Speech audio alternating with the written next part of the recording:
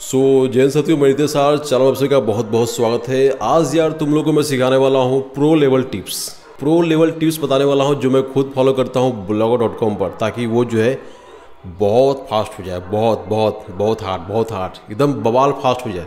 पूरा बकेट जितना, क्लाउडफ्लेयर जितना फास्ट हो जाए, एकदम क्विक खुले, मतलब इंटर मारे संग साइट लोड हो जाए। ऐसा मैं कैसे करता हूँ जिससे मेरा जो वेबसाइट है जो मैं होस्ट करता हूँ ब्लॉगर पर, वो बवाल सुपर फास्ट खुलता है बिना किसी डिले के। नॉर्मली क्या होता है कि जो भी लोग ब्लॉगर यूज़ करते हैं वो कई तरह का थीम यूज़ करते हैं, उनका जो है धीमे लोडिंग में है। अब तुम लोगों को पता है कि हर जगह अभी भी जो है 4G उस स्पीड पर नहीं है, तो अधिकांश लोग समझ लो कि 3G के स्पीड में चलाते हैं वेबसाइट। स्टिल अभी भी यही समस्या है। तो साइट को कैसे फास्ट किया जाए, कैसे मैं करता हूँ, आज इस वीडियो में पूरा देखेंगे, डिटेल्स में देखेंगे। वीडियो लंबा होगा लेकिन काम का वीडियो होगा यार, गजब का वीडियो होने वाला है, गेम चेंजर वीडियो है। अगर तुम सही से फॉलो किए ये स्टेप तो तुम यार ब्लॉगर में स्पीड के मामले में, ऑप्टिमाइजेशन के मामले में तुम यार 99 नहीं 100% तक जा सकते हो। 100% तक ऑप्टिमाइजेशन कर सकते हो, on page optimization. So video को देखो।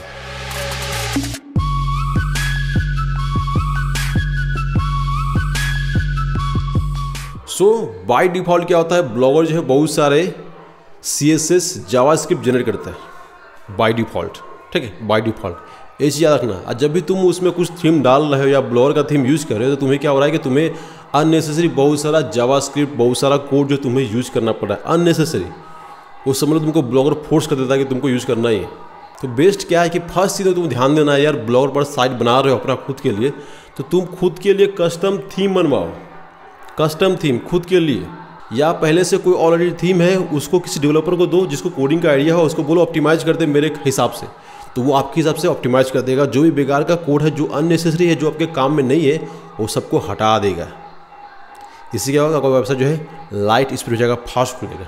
इसको बोलते हैं कस्टम टेम्पलेट, कस्टम थीम, जो भी नाम दोस्तों मैटर नहीं करता है। ठीक, तो ये ध्यान देना है कि जो भी आप बाहर का थीम यूज़ कर रहे हो, बहुत लोग क्या होता है पैसा नहीं होता है थीम बनवाने के लिए, तो लोग क्या करते हैं बाहर से कोई थीम ले लेते हैं फ्री में या कुछ भी, तो तुम यार थोड़ा बहुत दे के फीस उसको ऑप्टिमाइज करवा सकते हो।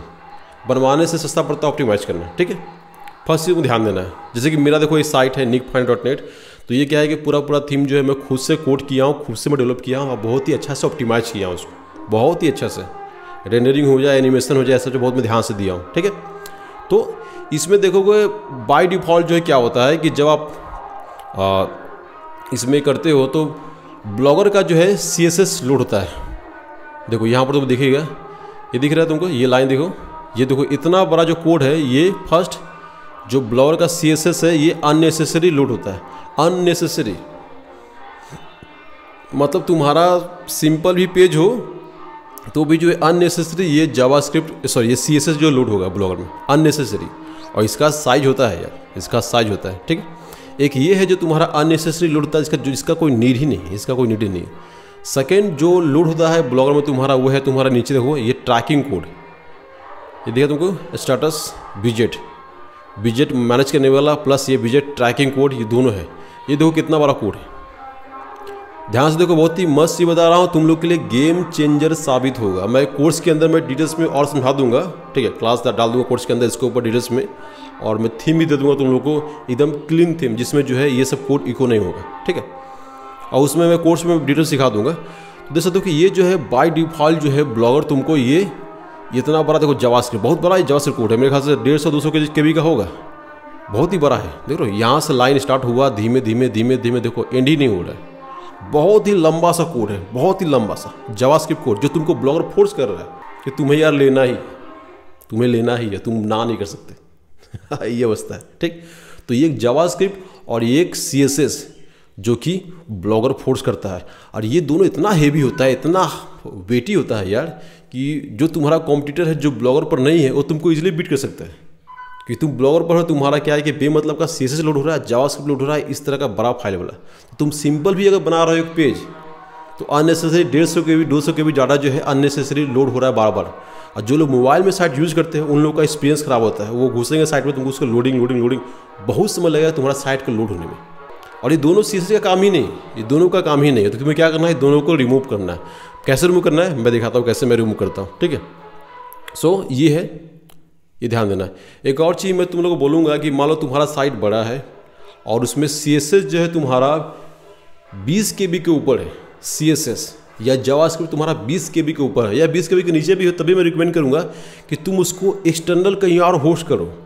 ब्लॉगर में मत मारो पेस्ट। बहुत क्या करते हैं कि कोड जो है जावास्क्रिप्ट ब्लॉगर में लिख देते हैं, CSS कोड जो ब्लॉगर में लिख देते हैं। भाई वो बैड आइडिया है, उससे तुम्हारा पेज जो है हेवी हो जाता है, हाई वेट हो जाता है, वो क्विक नहीं खुल पाता है। अगर मान लो तुम्हारा साइट ऐसा है जिसमें विजिटर बार बार खोलेगा, तो जरूरी है कि जो तुम्हारा CSS है और जावास्क्रिप्ट है तुम उसको कैचे में सेव करो, ठीक है।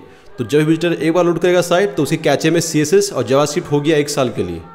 अब जब भी वो तुम्हारा साइट खोलेगा तो उसको क्या है कि ब्राउज़र को जो है CSS और जावास्क्रिप्ट बार लोड नहीं करना पड़ेगा, साइट तुम्हारा क्विक खुलेगा, बवाल गजब का कतई बवाल खुलेगा, ठीक है।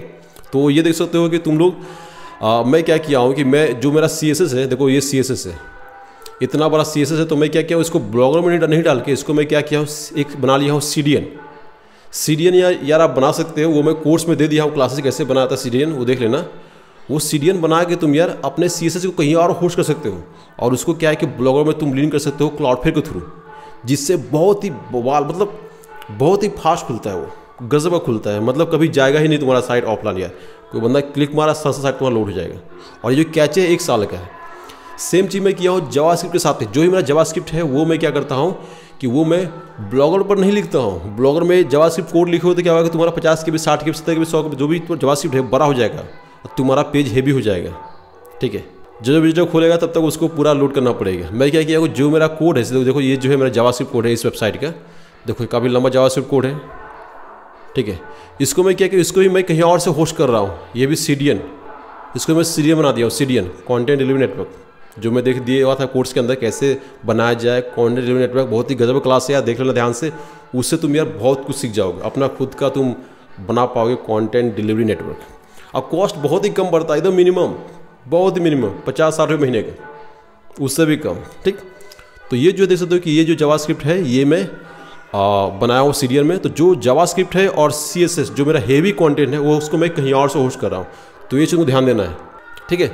ये चीज़ ध्यान देना तुमको कि जो तुम्हारा खुद का जावास्क्रिप्ट है और खुद का CSS है, तो जो तुम्हारा साइट में इम्प्लीमेंट होगा उसको तुम बाहर से कहीं से होस्ट करो, ब्लॉगर में कोड नहीं करो, ठीक है। नेक्स्ट ये ध्यान देना है कि बहुत लोग क्या करते हैं बनाते हैं टूल्स वाला वेबसाइट, खासकर जैसे किया है कि टूल्स वेबसाइट है, ठीक है। तो इसमें क्या है कि मेन जो कंटेंट है ऊपर आता है, जिसमें लोग इंटरफेयर करते हैं उसको यूज करते हैं, और जो इसका SEO टेस्ट कंटेंट है वो नीचे होता है। SEO टेस्ट कंटेंट जिससे हम लोग गूगल को बोलते हैं या फिर जो एडसेंस है उसको बताते हैं कि मेरे साइट पर क्या क्या मिलेगा। समझ में क्या बोला हूँ, ध्यान सुनने का प्रयास करना है, गजब का चीज़ बता रहा हूँ। हम लोग क्या करते हैं टूल्स बनाने वाला वेबसाइट में टूल्स को पहले रखते हैं और टेस्ट कंटेंट जो SEO कंटेंट है उसको नीचे रखते हैं, क्योंकि जो विजिटर आ रहा है वो SEO कंटेंट पढ़ने नहीं आ रहा है, वो टूल्स को यूज़ करने आ रहा है, टूल्स पहले रहता है। तो इस साइट में क्या है कि टूल्स पहले और फिर नीचे जो है टेस्ट कंटेंट है। तो टेस्ट कंटेंट में क्या होता है कि इमेजेस होता है, कई सारे टेस्ट होते हैं, और जो विजिटर आ रहा है उसको क्या है कि साइट आते ही उसको साइट फंक्शनल मिलना चाहिए, वो टेस्ट पढ़ने नहीं जा रहा है।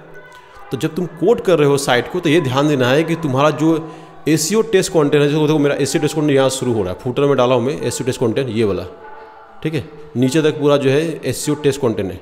तो जो तुम्हारा SEO का टेस्ट कंटेंट होगा इसके ऊपर तुम्हारा जावास्क्रिप्ट होगा। देखो जो भी तुम्हारा साइट का जो फंक्शनिंग जावास्क्रिप्ट कोड है वो तुम्हारा जो SEO का जो टेस्ट कंटेंट है उसके ऊपर होगा, सबसे नीचे नहीं।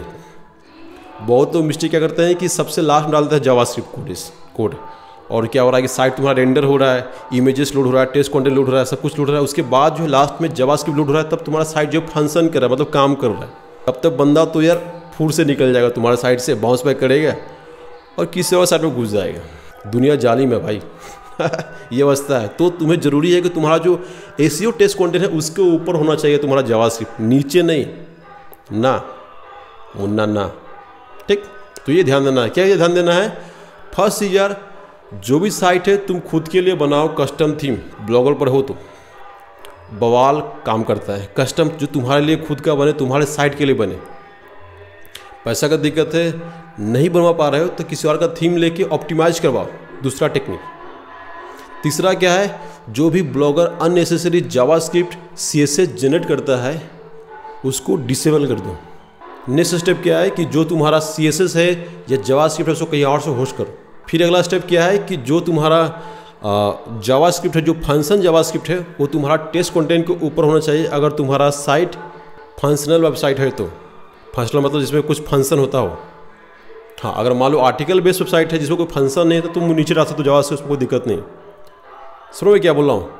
अगर समझ में नहीं आया फर्स्ट टाइम तो वीडियो को दोबारा देख लेना, बहुत ही काम का वीडियो है, डिटेल्स में बना रहा हूँ, डिटेल्स में, जो कि ऐसा नहीं है नॉलेज यूट्यूब पर अवेलेबल है फिलहाल, लोग शेयर नहीं करते हैं, लोग शेयर नहीं करते हैं, ठीक। सो अब आते हैं, ये देख लिए कि हम लोग जो है मैं जो जावास्क्रिप्ट मैं कहाँ से होस्ट कर रहा हूँ, CSS कहीं और से होस्ट कर रहा हूँ, ठीक है, ठीक। तो अब मैं तुमको दिखाता हूँ कैसे करोगे, जैसे तुम्हारा जो ये फालतू का जो ये CSS है जो ब्लॉगर जनरेट कर दे रहा है बेमतलब का, ये देख रहे हो ये जो CSS है, और ये जो तुमको दिख रहा है नीचे जावास्क्रिप्ट, ये इतना बहुत ही बड़ा जावास्क्रिप्ट, इसको कैसे हटाया जाए, इसको कैसे हटाया जाए। तो इसके लिए कोड है यार, कोड क्या है मैं तुम्हें बता देना चाहूँगा। तो जावास्क्रिप्ट हटाने के लिए कोड है ये तुम्हारा ये कोड है तुमको जो ब्लॉगर में इंप्लीमेंट करना है। मैं तुमको दिखा दूँ कहाँ इंप्लीमेंट किया जाता है, और CSS का भी वही इंप्लीमेंट होता है। देखो CSS का पहले इंप्लीमेंट कर चुका हूँ। देखो जो तुम्हारा ब्लॉगर थीम है ना, सबसे टॉप में जाओगे, देखो डॉक्यूमेंट्स टाइप HTML, ठीक, उसके बाद जो HTML शुरू होता है उसके अंदर तुमको ये दोनों को डाल देना है। तो मैं CSS का ऑलरेडी फास्ट कर दिया हूँ, अब मैं तुमको यहाँ पर और जावास्क्रिप्ट भी डाल के जो है इसको भी फास्ट कर देता हूँ, ठीक है। ध्यान से देख लो क्या कर रहा हूँ मैं, CSS फास्ट ब्लॉगर, और भी ब्लॉगर का जो जावास्क्रिप्ट है उसको भी फास्ट कर दिया हूँ, ठीक है। फास्ट मतलब बताया कि मुझे CSS नहीं चाहिए, जावास्क्रिप्ट नहीं चाहिए भाई, हमको मत दो, मैं खुद का कोड कर रहा हूँ जावास्क्रिप्ट, खुद का मैं CSS कोड कर रहा हूँ, तो मुझे तुम्हारा बेमतलब का चीज़ नहीं चाहिए, ऐसा हम लोग ब्लॉगर को बोल दे रहे हैं, ठीक।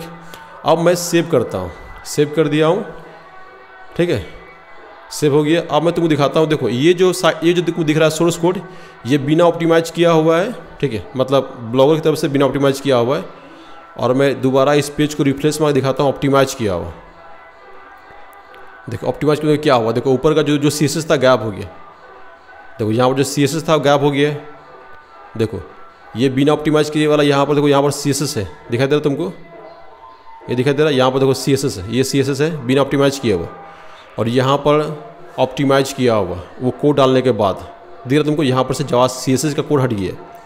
अब देखो जावास्क्रिप्ट इस जो अनऑप्टिमाइज है उसका देखो जावास्क्रिप्ट यहाँ बहुत ही बड़ा है, इतना बड़ा लाइन, देखो इतना बड़ा कोड है जो अननेसेसरी बार बार लोड होता रहता है, बार बार अननेसेसरी। यहाँ पर दिख रहा हूँ ये जो है पूरा यहाँ से लेकर यहाँ तक कोड अननेसेसरी, ठीक है, अननेसेसरी कोड जो बार बार लोड होता है बार। अब क्या हुआ है कि अब जब मैं दिखाता हूँ ये जो ऑप्टिमाइज कर दिया कोड डालने के बाद देखो यहाँ क्लीन हो गया है, दिखा तुम लोगों को, ये जो है पूरी तरह से क्लीन हो गया है, क्लीन।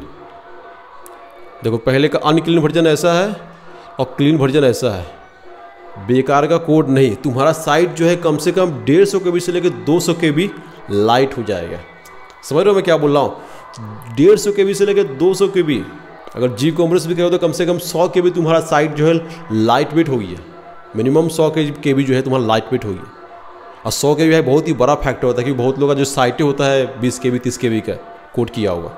सर मैं क्या बोल रहा हूँ, तो ये पंगा है, इस तरह से मैं ऑप्टिमाइज करता हूँ अपने वेबसाइट को। दोबारा देख लो क्या कोड है, कोड तुम्हारा मैं दोबारा दिखाया तुम लोगों को, ये तुमको देखो CSS फॉल्स, ठीक, और ये JS फॉल्स, ये दो कोड है जो मैं तुमको नीचे कमेंट सेक्शन में मैं डाल दूंगा, पिन कर दूंगा, मैं तुम देख लेना उसको, डिस्क्रिप्शन में डाल दूंगा मैं कोड को, बस कॉपी करना है, यहाँ पर जो पेस्ट कर देना। अगर ऑलरेडी है ये कोड तो ट्रू होगा, उसको जो बस ये फॉल्स लिख देना, FALSE फॉल्स लिख देना है, और उसको सेव कर दोगे, तुम्हारा साइट ऑप्टिमाइज हो जाएगा पूरी तरह से, ठीक है। एक चीज़ है कि जब तुम जावास्क्रिप्ट को जब तुम फॉल्स कर दे रहे हो तो क्या होता है कि जो तुम्हारा जो विजेट सेक्शन है, जैसे कि ब्लॉगर है, और तुम्हारा जो लेआउट सेक्शन है जहाँ विजेट रहता है, वो विजेट वगैरह सही से काम नहीं करेगा, तुम विजेट को एडिट नहीं कर पाओगे, ठीक है। मैं तुमको रिफ्रेश दिखाता हूँ कि ये तुम्हें कब करना, जब तुम्हारा साइट पूरी तरह से रेडी हो जाए तब। देखो यहाँ पर देखो इस तरह से दिक्कत देगा तुमको, ये जो तुम इसको एडिट नहीं कर पाओगे, जो विजेट है तुम उसको एडिट नहीं कर पाओगे, ठीक है। तो कब करना तुमको, जब तुम्हारा साइट पूरा कंप्लीट हो गया, पूरा एडिट हो गया, उसके बाद ही जो है इसको कोड को इंप्लीमेंट करना है, खासकर वो JS वाला जो कोड है, जो जावास्क्रिप्ट वाला कोड है उसको। अगर मान लो तुमको फिर से लेआउट में कुछ चेंजेस करना है, मान लो कुछ भी चेंज करना है और तुम्हारा काम नहीं कर रहा है, फिर तुम दोबारा जाओगे वहीं पर, और ये जो जावास्क्रिप्ट वाला जो कोड है उसको तुम टेम्परेरी जो है बस इसको यहाँ से हटा दोगे, यहाँ से मैं इसको कट कर देता हूँ, और इसको मैं फिर दोबारा सेव कर दिया, ठीक है। ये मैं प्रो लेवल नॉलेज दे रहा हूँ, ठीक है। ये क्लास में अपडेट हो जाएगा कोर्स के अंदर डिटेल्स में अच्छा से स्क्रिप्ट के साथ, मतलब ये सब जो होता है ना जो XML उसके साथ। अब देखो मैं दोबारा आता हूँ विजर एरिया में, अब देखो विजर एरिया दोबारा ये नॉर्मल काम करने शुरू कर देगा, देखो देखो देखो देखो देखो ये नॉर्मल जो काम कर रहा है, देखो मैं इस पर क्लिक मारा, देखो नॉर्मल काम कर रहा है ना, सब कुछ नॉर्मल हो गया। ठीक, जब ये डन कर लोगे, जब तुम्हारा साइट का स्ट्रक्चर रेडी है, सब कुछ में कंटेंट डाल दी हो, उसके बाद जो लास्ट में जावास्क्रिप्ट को डिसेबल करना है। ठीक है, तो फिलहाल मेरा क्या है, सब कुछ काम हो गया है, मेरा साइट कंप्लीट है और पूरा ऑप्टिमाइज किया हुआ है, मतलब कुछ इसमें चेंजेस नहीं करना है फिलहाल। तो मैं इसको जो है बी जावास्क्रिप्ट को जो है फॉल्स करके मैं इसको सेव कर देता हूँ। और अब जो है जो साइट है निक फाइंडर, ये जो है पहले से कम 150 200 के भी 100 के भी जो है लाइट हो जाता है। 100 से लेकर 200 के बी के अंदर जो है तुम्हारा जो है और साइज का कम हो जाएगा, अननेसेसरी का लोड नहीं होगा, इसमें साइट जो बहुत ज़्यादा फास्ट हो जाएगा, बहुत ज़्यादा। ठीक है, ये टेक्निक मैं फॉलो करता हूँ हर ब्लॉगर वेबसाइट पर। हाँ, कुछ कुछ समय की वजह से छूट जाता है, कभी कभी मान लो कहीं हमारी में छूट गया तो बात अलग है, लेकिन इस तरीके से मैं काम करता हूँ। मैं तुम लोग को भी ऐसा रिकमेंड करूँगा।